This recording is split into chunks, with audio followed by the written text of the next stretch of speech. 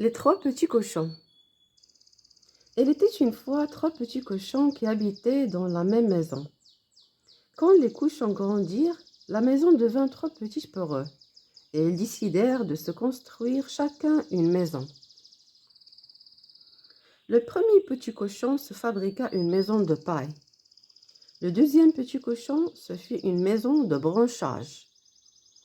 Le troisième petit cochon se construisait une maison de briques. La maison de briques fut la plus longue à construire, mais une fois terminée, c'était la plus solide des trois. Le premier cochon avait emménagé dans son nouveau logis depuis quelques jours à peine. Quand on frappa à sa porte, « Petit cochon, ouvre-moi » supplia le vieux loup rusé qui espérait manger du cochon pour son dîner.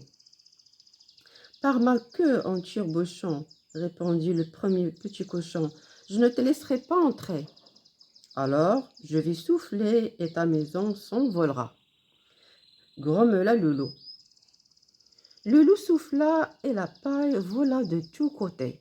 Le loup dévora le premier petit cochon. Quand le vieux loup rusé découvrit la maison de branchage, il s'approcha en se léchant les babines. « Petit cochon, ouvre-moi, dit-il. « Par ma queue en tire-bouchon, répondit le deuxième petit cochon, je ne te laisserai pas entrer. Alors, je vais souffler et ta maison s'effondrera, grommela le loup. Le loup souffla et les branchages s'éparpillèrent. Le deuxième petit cochon connut le même sort que le premier. Le loup savait qu'il y avait un troisième petit cochon quelque part.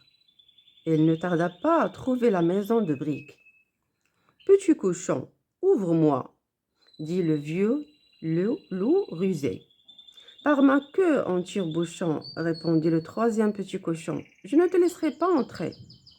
Alors je vais souffler et ta maison s'écroulera, grommela le loup.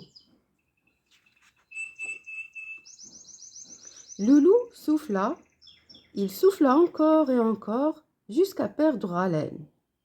Et la maison de briques résista. Je vois que ce sera plus difficile d'attraper ce petit cochon-là, marmonna le loup.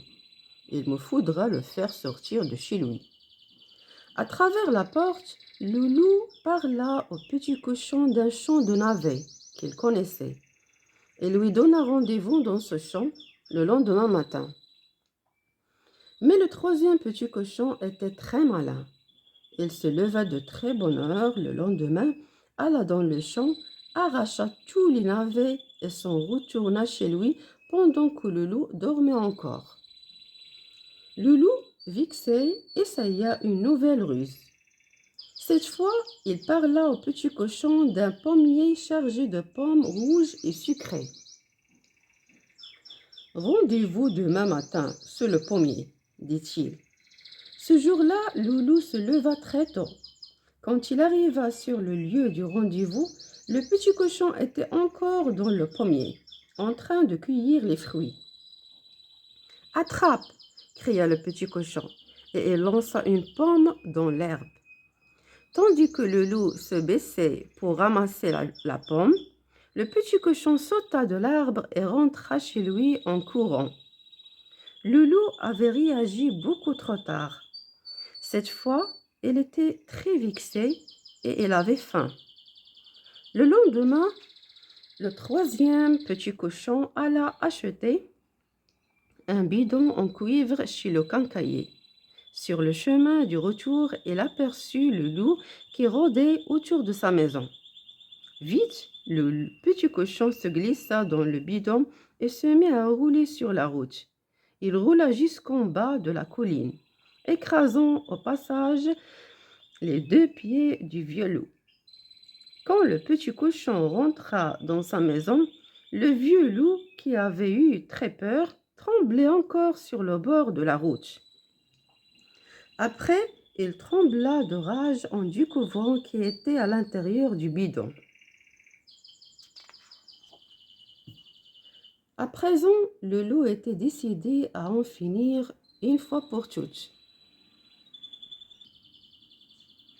Il grimpa sur le toit de la maison de briques et commença à s'introduire dans la cheminée.